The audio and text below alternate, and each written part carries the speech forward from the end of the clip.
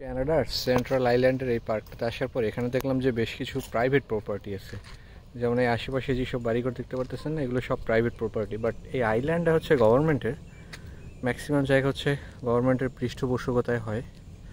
সব থেকে মজার বিষয় হচ্ছে এই যে বাড়িটা দেখেন, বাড়িটা হচ্ছে এন্ট্রি গেট, এই তারপরে হচ্ছে ঘরটা। আর একটা ঘর দেখাই, এই হচ্ছে ধরেন আইল্যান্ডের মধ্যে এরকম যদি আপনার বাড়ি থাকে, এরকম যদি সুন্দর এত মনোমুগ্ধকর জায়গা থাকে, ফুল গাছগুলো দেখছেন, যা ইচ্ছে তাই ফুল হয়েছে, এত সুন্দর সুন্দর।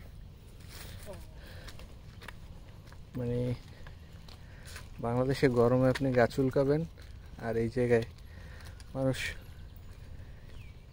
এতটা সভ্য দেশে কেন আসতে চায় তার কারণ হচ্ছে এটাই, কত সুন্দর প্রাকৃতিক, আর হচ্ছে কতটা ক্লিন একটা জায়গা।